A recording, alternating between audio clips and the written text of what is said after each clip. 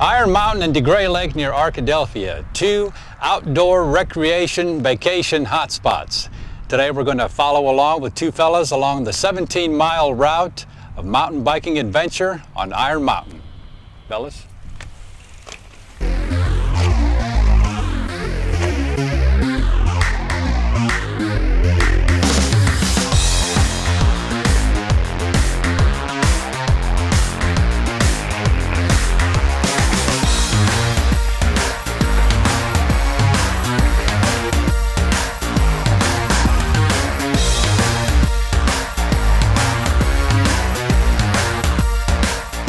Well, we actually started in the process, it was in 2000 actually, with some of the initial conceptual ideas of where we wanted it to be, and it was about 2008 before we were able to move our first shovel full of dirt. Phase 2 of the natural surface trails was started last fall, and that's actually a total of about another 8 miles.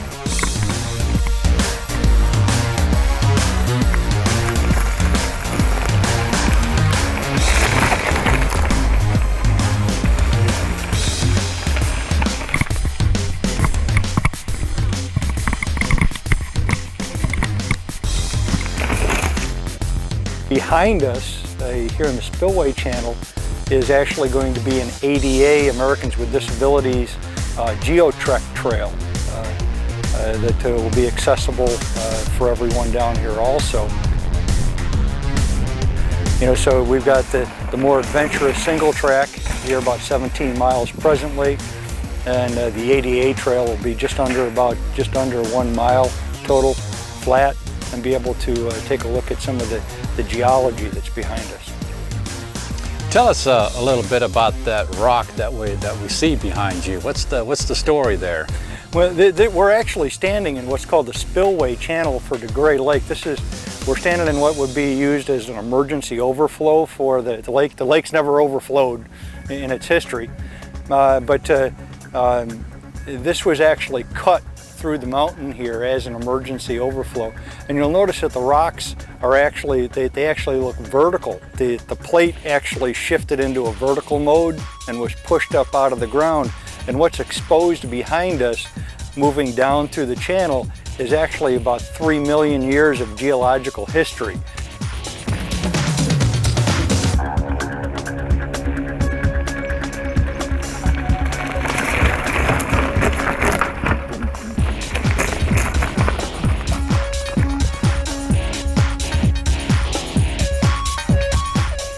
Now the final phase, you said the 17 miles, and once it's all said and done, you hope to go to about, what, 25 miles you said? Somewhere between 24, 25. Phase 3, it's actually, a lot of that's actually going to be lake exposure.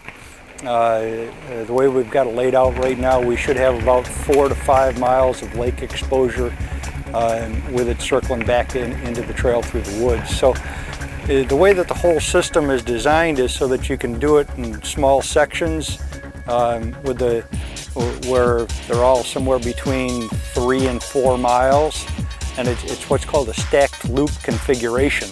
You know, so that you can come in, do a little pod here, do the next pod, do the next pod, so on and so forth. So, you know, if you're looking to do a longer ride, yes, you can string them all together and never hit the same piece of track twice.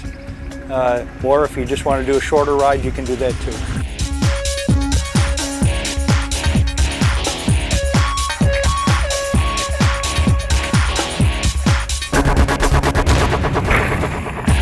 That was pretty.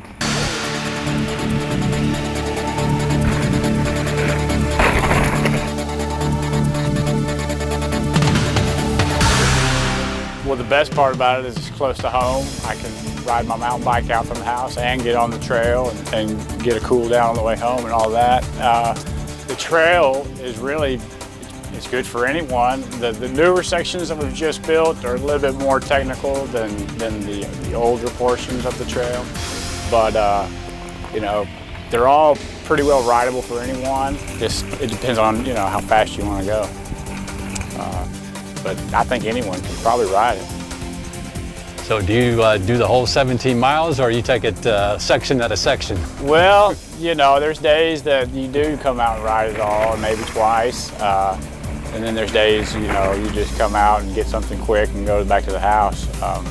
But that's the best part about it, is there's so many different loops. You can network it, or you can just do a piece of it and go. So that's the best part, I think, too.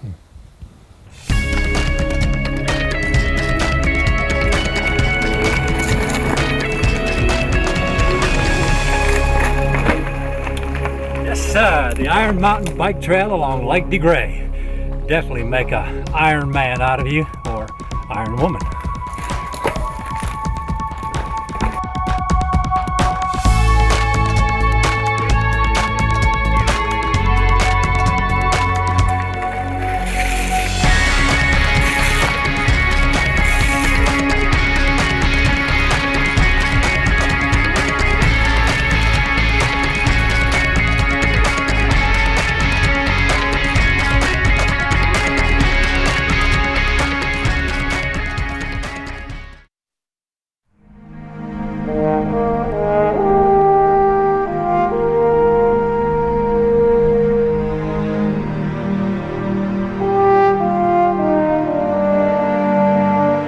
Historic Washington in southwest Arkansas, north of Hope, has been compared to colonial Williamsburg. During the early 1800s, it served as a convenient stop for travelers along the rugged Southwest Trail to Texas.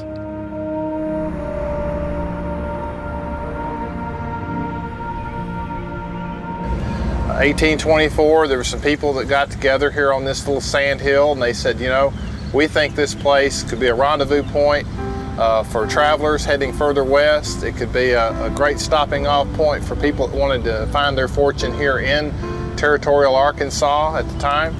And so you had people from all walks of life that came here. You had tradesmen, you had the professionals, you had those farmers that were kind of the backbone of the economy, and they came here to get land, and they came here to grow cotton, corn, livestock. And so those people were part of what became one of the highlights of Southwest Arkansas history, not to mention Arkansas history.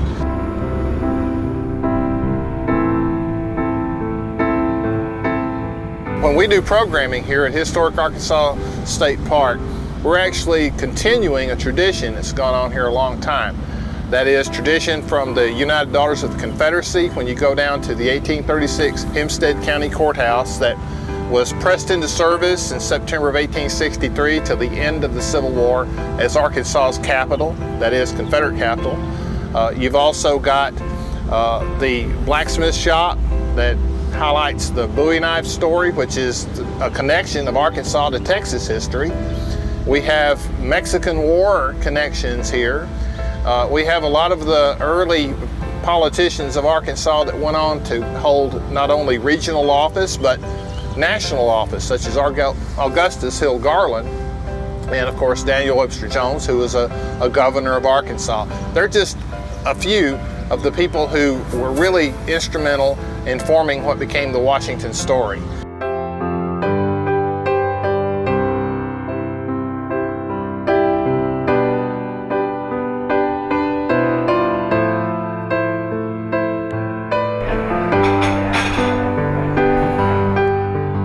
We have a lot of mix going on here. We have the town of Washington, you have the Pioneer Washington Foundation, Arkansas State Parks, and of course we have a wide range of volunteers from our community that come out and help do interpretation. They help out with special events during the year, and these events range from some of the more high-profile events such as Jonquil Festival, a great craft show, one of the premier craft shows in the state. We've got Frontier Days where we highlight the Hill of the Five Trails, as it was called before it was called Washington. We also have Civil War weekends in November. First company, fall back. Ready, aim, fire, load. Excellent, excellent.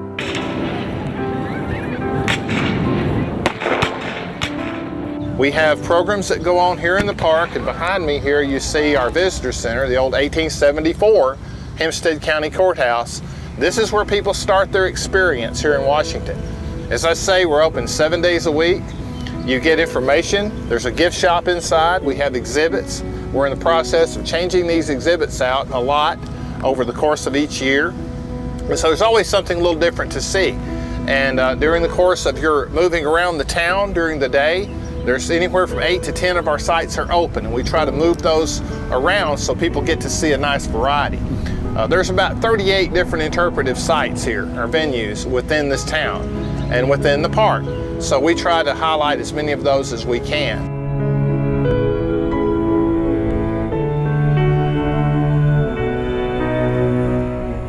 The Williams Tavern restaurant still offers traditional Southern cuisine with a warm Southern hospitality, just as it always has since John Williams built it in 1832. It's been reported that Williams fed as many as 60 men and horses in a single night.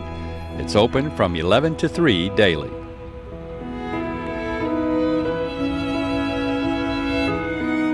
On the second floor of the 1836 courthouse and Confederate capital of Arkansas is a reproduction of a 19th century classroom, complete with the student slates on the benches in case you have a need to brush up on your 3 R's, reading, writing, and arithmetic.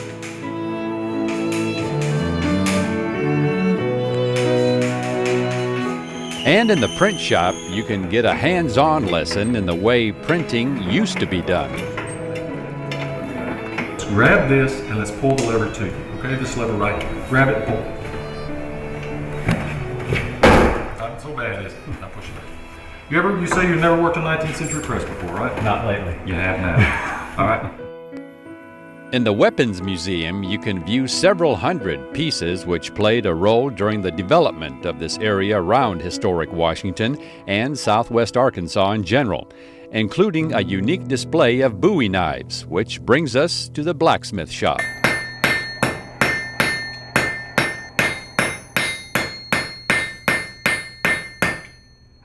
It was in this blacksmith shop that James Black forged the very first Bowie knife for a man named James Bowie, who later was killed at the Alamo in Texas.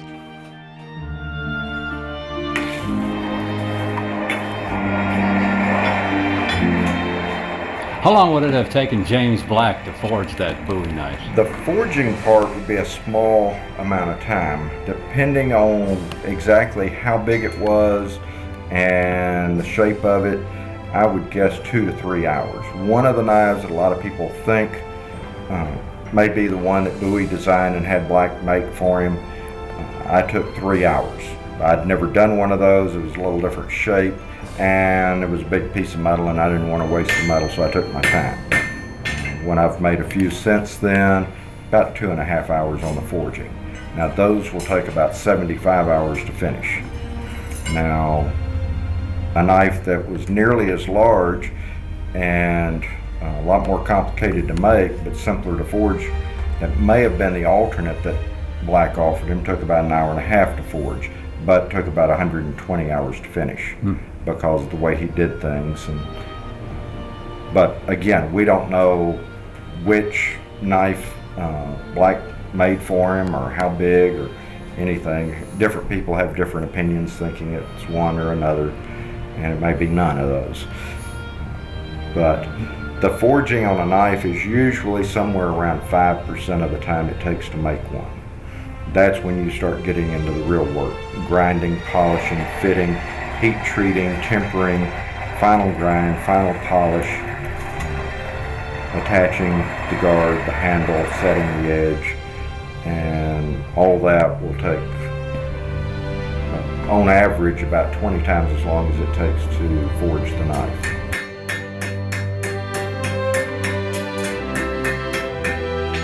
So pay a visit to historic Washington. Go back in time and experience the peace and beauty of Southwest Arkansas.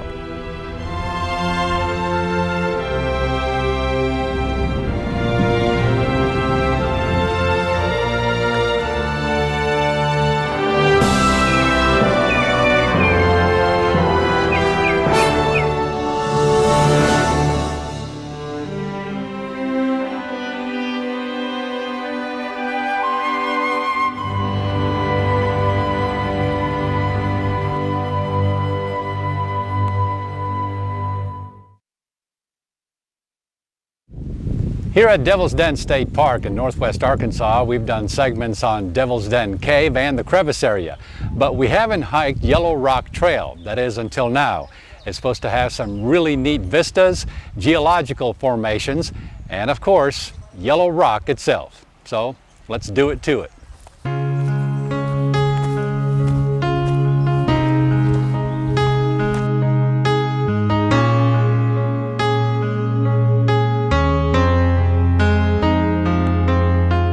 Well, Yellow Rock is one of our main trails that we have here. You can either do a 2 or 3 mile hike on there. It is pretty strenuous. You're going to be climbing up around the crevice and some of the cave areas up there. And you're going to see a lot of this time of year. You're going to see some beautiful wildflowers, hear lots of birds out there, and it's just a beautiful area. You'll go over to a vista which overlooks the Lee Creek Valley. And this trail was built mainly by the CCC boys when they were here from between 1933 and 1942.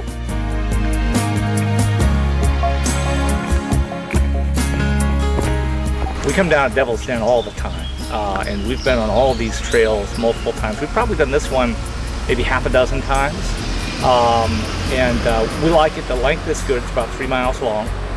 So it's a nice length to get a little bit of a workout in. Yeah. How y'all doing? It was fun. I enjoyed it because the hills and elevation and the sights. It was like pretty good overlooks and vantage points. It was exciting. How about you? It was cool. It was longer because we didn't take the right path. By starting out at the lower trailhead near Campground A, you can go straight to Yellow Rock and cut down the length to only 2 miles round trip. There's also a Civilian Conservation Corps pavilion and overlook at the upper trailhead that's easily accessible from the road. If you follow 170, you can pull off to the road and then walk down, and it'll take you right down to the overlook also. Now what about Yellow Rock is really yellow? That's why it's called the Yellow Rock Trail. Yeah, it's kind of the yellow color. That's where it kind of gets its things. People love this time of the year in the fall when the colors are the autumn colors. It's just beautiful to look down the valley.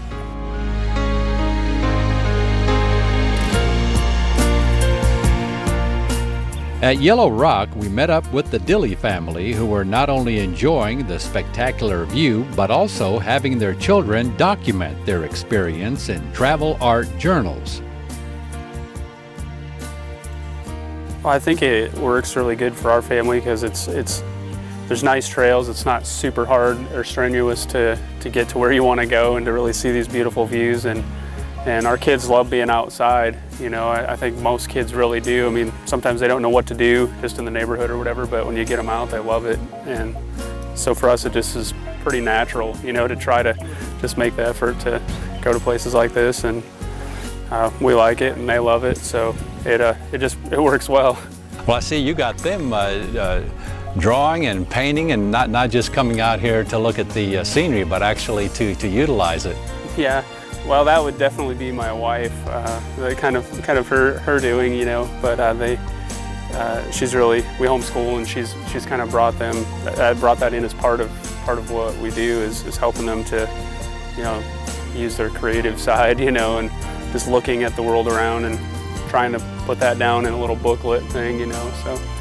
So yeah, that's it's fun to see the kind of their perspective, you know, at their age, you know, seeing what they see and trying to put that down on something. Well, part of the reason that we homeschool is just so that, since I only have a few kids and not a whole classroom, I've been able to engage, you know, in nature. And I mean, the bypass is beautiful, but it's just been really cool to go to the different places in Arkansas that are just, I mean, like incredibly beautiful. And the kids, like today we saw cottonmouth, like, you know, and just engage and be part of nature. And so the whole journal thing is that they're just out and about and they interpret what they see, and we're just really lucky to be living in a beautiful state that we do. So it's just part of just engaging in that, and yeah. What do you like about this particular trail, Yellow Rock? What I like about it is it's a wide enough trail that you don't really, like, we've encountered a lot of poison ivy, but it's a really beautiful trail that you can, you know, stay on the trail itself. But the waterfall is beautiful, the dam is beautiful, this overview is just beautiful, and like, we have friends in town, and today we just came out to share this with her, and it's just an awesome thing to live so close to such an awesome, you know, access. So yeah, just engaging in nature and being part of it.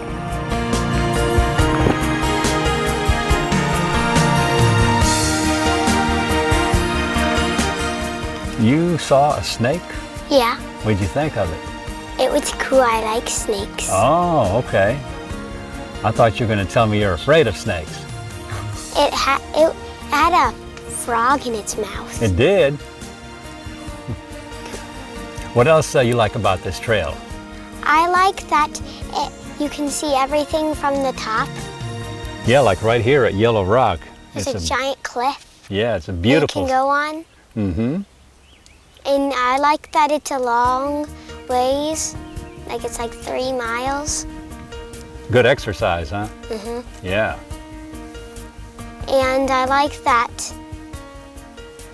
you get to do a whole bunch of stuff on it. Like there's a whole bunch of trees everywhere that I like painting.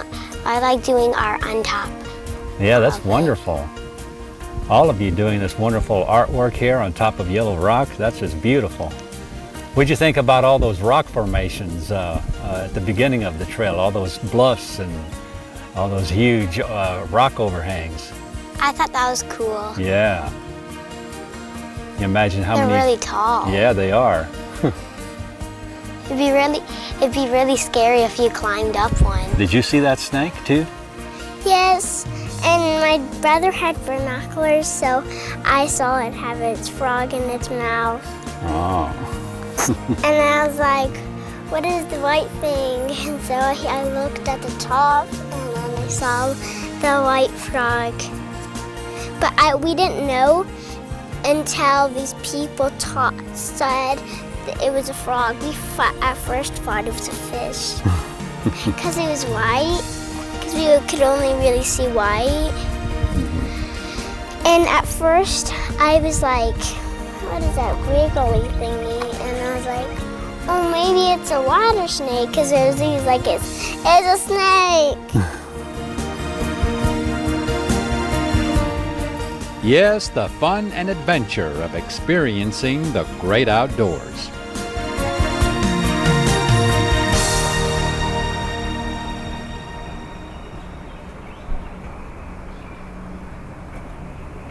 So hike and explore for yourself the Yellow Rock Trail at Devil's Den State Park. And for more on this destination, plus many of our others, or to order a copy of an episode, visit our expanded website at aetn.org/exploringarkansas.